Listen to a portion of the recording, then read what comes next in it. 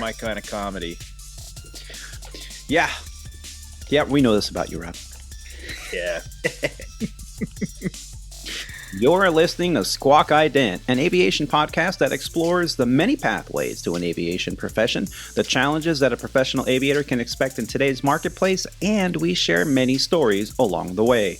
I'm your host, Aviator Tony, a professional airline pilot currently flying for a U.S. legacy airline with close to 20 years on the flight line. This is episode 79 of the Squawk Ident podcast, recorded on the 19th of May, 2021. From the mobile Aviator Sound Studios high atop the 7th floor of the Doubletree Hotel in downtown Charlotte, North Carolina. On today's episode of the Squawk Ident podcast, Rob D and I discuss a few topics that have often been misunderstood. We explore a recent event aboard one of Aviator Tony's own flights that escalated to a security threat response. We also are going to catch up with Rob and see what he's been up to. But before we do, I want to take a moment.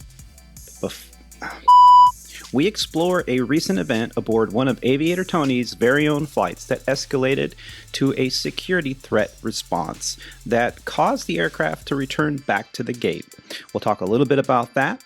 We'll talk about noise abatement procedures and much more.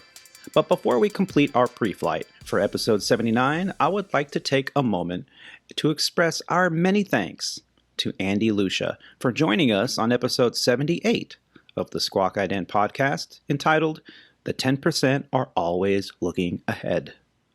We enjoyed exploring Andy's journey in aviation and his philosophies on creating a successful career in aviation. Thanks again, Andy, and we look forward to having you on the show again real soon. Now that our pre-flight is complete, let's get ready to push off the gate and start those virtual podcast engines. Flight 79 of the Squawk Ident podcast is officially underway. To help me kick off today's show is a superb aviator and Squawk Ident podcast co-host. He is a former international and professional racquetball champion, a member of the 9G Club, an AMP and avionics tech, an RC aircraft commander, a boat skipper, a commercial drone operator, and currently a 737 pilot, for now, for Legacy Airlines. The name we use here on the show is an alias to our employer, a U.S. mainline carrier. From his man cave studio in Flower Mound, Texas, help us in welcoming back to the show our very own Rob D. Rob, how the heck are you? What's that? Hey, it's good to be back, Tony. How the hell are you doing, man? I'm doing pretty good. It's been a crazy week. I know. I know you and I have kind of had some discussions about what I've been through and what you've been through and some of the excitement coming your way.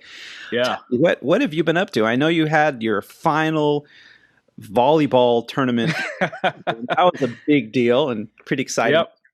Yeah, for all our listeners who've been listening to the podcast, you're probably well aware that my daughters are into club volleyball and we travel a lot. And the last weekend was our final tournament of the season. We all traveled to Las Vegas and played the national qualifier. Unfortunately, our girls didn't qualify for the nationals, but they played really well, and it was really fun to watch them mature and grow and get better and stronger in the sport. And, all the camaraderie and the friendship that a team builds is just awesome to see all that. And the parents were awesome too. Great hanging out with them, especially in Vegas. But the cool thing was I got to ride in the jump seat both ways on the Airbus.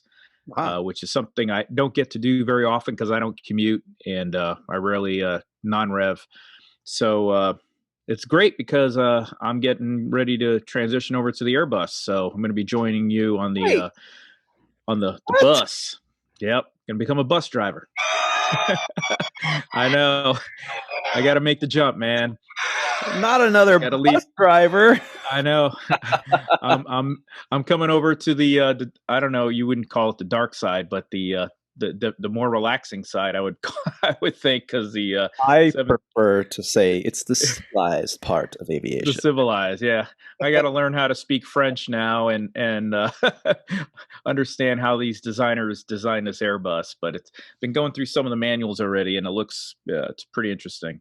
Wow, you're getting ahead on the studying. That's great. Yeah, yeah. Well, Got to get a head I've heard start. you've got a good resource somewhere out there. I don't know, somebody that you might know that might. Yeah, there's. Saying. I'm surrounded by bus drivers. I got you. I got my neighbor down the street. Got a couple other friends that fly the bus, so I've got a couple of resources I can tap into. And my neighbor, since he flies a bus, I told him, "Hey, man, I'm going to come over with a case of soda because he doesn't drink beer, and you're going to gouge me up and go through some profiles with me and Yeah. uh, give me some, the inside scoop on some of this stuff." Mm-hmm. Yeah, and that's great to have those resources because the computer-based training that they have available to you prior to going for your long-term training is actually pretty intensive. There's so many resources. I mean, just the FMS trainer alone, you can actually perform an entire flight with the simulation of with the trainer, and it's actually a great way to learn the FMGC or the box. And so yeah, you'll have plenty of resources provided by the company, and at the same time, you'll have all of your friends and neighbors that can help you out with all the little techniques that maybe are not displayed in there. So yeah, congratulations, man. I'm so happy to hear that when you told me that you were coming over to the our side of the operation. Not there's a side, but we just poke fun. How many times have I gotten on a hotel van with another crew, maybe a 7-3 crew, and they go, "Well, if it's not Boeing, I'm not going." Yeah, it's like, exactly. Okay. Yeah. Yeah. There's a lot of people out there that really, really believe that. It's a lot of pilots, but anyway. My favorite they just don't. A photo recently of a captain who was in a Airbus A320 operating the flight, and on his old school kit bag, he still had the sticker, "If it ain't Boeing, I'm not going." And people are like, "Wait, what?" Dude, I think you should take that off. Ridicule. Yeah. Party of one. Old school. Yeah. Yeah. So good. So you've been having a good time with traveling. You were in Vegas for your volleyball finals, and you've been flying as well. Anything happen on your last trip that was interesting? Yeah. So the last episode, that was 78, we recorded. I was in Guadalajara, Mexico. Mm-hmm. And that was also the time when Dallas experienced a round of thunderstorms. So there was a lot of delays and many cancellations.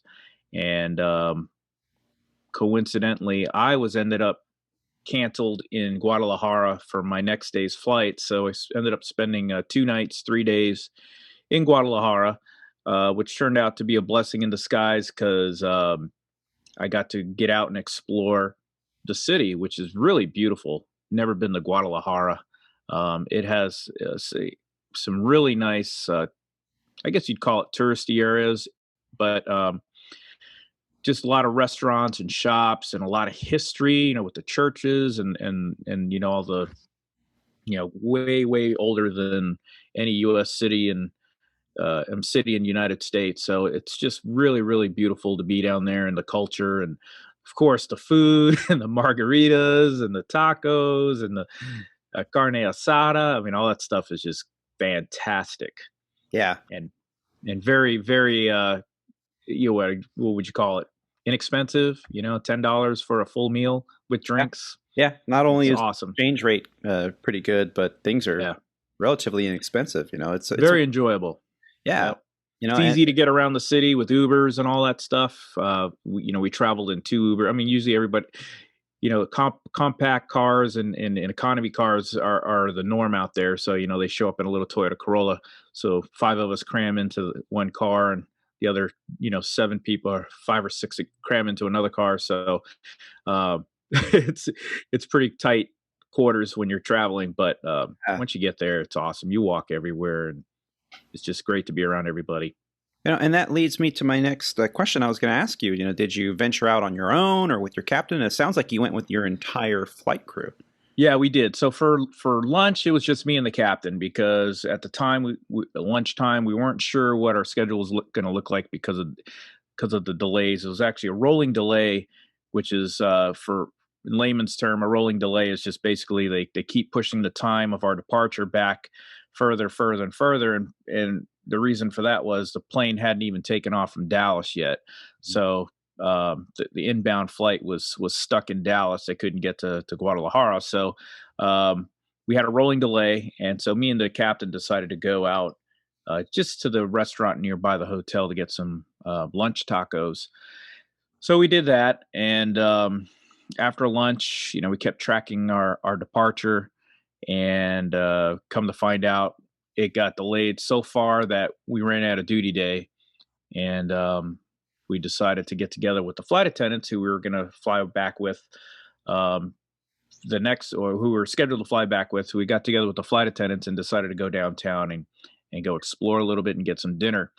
And so we all, got into those Ubers and went downtown, which is great because we rarely get to do that. And that was probably some of the probably the majority of the conversation that we all had at the dinner table and everything is that we rarely get to enjoy an overnight as a crew because of the way the company schedules its overnights. So to take this opportunity, it was very rare, and we got to enjoy everybody's company and hear all the different stories. And it's really great talking to flight attendants too, because they get to fly all the different airplanes that we have. They get to go all over the world, where if you and I, we're just on the Airbus or the 737. We have our routes that we fly, and once you've been to all the hot spots, you've been there, done that. So, you don't get to go to all the other places that the company gets to go to. So it's really cool listening to them and hearing all the stories and, how they can relate, their experiences with what we're experiencing now. And it was just awesome. Great group of flight attendants. And, it's just an all around a great time. I'm glad you got a chance to experience that. I mean, we've talked about this many times, and even here on the show, is that there was a time, a golden age of aviation, Yes. where the crew flew together, had a great time. They would party at these wonderful resort hotels and out by the pool and having all these Yeah. adult beverages and great meals Hmm. and those days are, I wouldn't say they're over, but they're few and far between. They And are. now with the FAR 117 that changed the rest requirements for the flight crew, but the flight attendants are still under Part 121 rest requirements. So a lot of times, especially at a mainline carrier, your your cabin crew is completely separate on a different schedule than the flight crew. So if you do 3 flights in a day, it's going to be more than likely with a different flight attendant crew every single leg. That's And then right. if you're going on a layover or an overnight at the destination, most of the time, even if you're both staying there the night, they're going to one hotel. That's usually a short hotel, and you as the flight crew are going to a separate hotel. So even if you're on the same layover, sometimes even for the same amount of duration, Yep. you really get the chance to all hang out as a crew and get to talk about your families and what your interests are. And so that rare occasion now that happens where you actually get to go out together in a group of more than 2 or 3, that's a pretty rare moment. It is. It really is. Yeah. So we enjoyed it. And the next day, we all had that kind of an early show for departure. And, you could see everybody's just engaging, in conversation with one another, which is kind of rare too, because, you really don't know the other person on a normal flight because, you just met them 30 seconds ago. But because we had a little bonding over the dinner, it was nice to be able to just socialize and talk and chat and, just be people. It was Yeah. great. And that's one thing that you kind of sparked a memory for me. And I learned this early on in my professional career, not in aviation, but my previous career in retail and in leadership.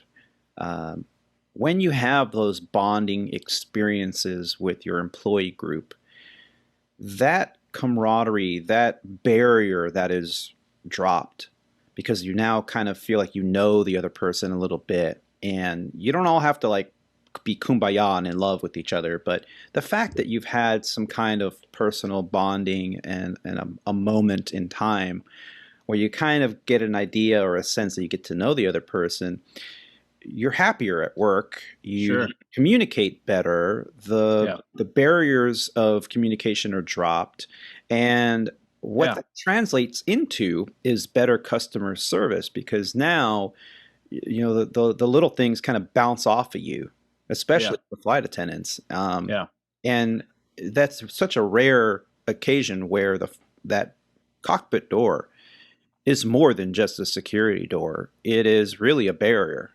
Yes. You keep those pilots in there, keep them in their pen, let them. Yeah. But once you've had that experience, now it's like, hey, can I get you anything? I'll check on your car. Yeah. If there's something going on in the back, there's a little bit an easier time of getting the word out and getting that communication and really going the extra mile, not just for each other, but for your passengers as well. So absolutely. Yeah. Cause I mean, I've seen it, or you hear it, cause like when you first meet, hi, I'm first officer, you see your stripes, 3 stripes or whatever, it's first officer Rob DeJesus, and it's Captain John Erickson or something like that. And then, that's kind of the one and only time you're really going to get the names of the people. Then after that, it's the number 1, the number 3, the number 4, or it's captain or the first officer.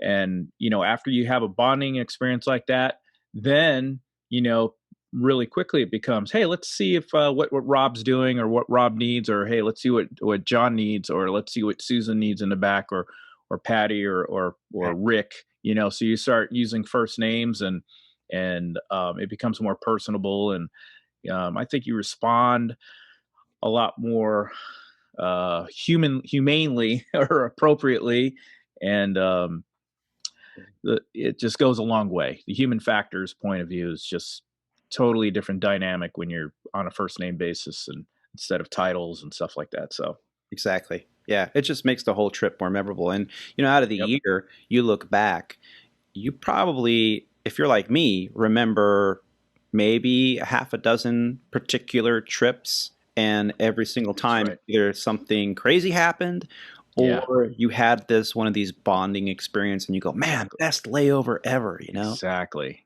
So when those moments arise, I highly encourage all of those aviators out there that, if you can, and the opportunity comes up, definitely hang out with your crew. At least give it a moment, because you never know. You might meet somebody interesting enough to develop a friendship. Yeah. Yep.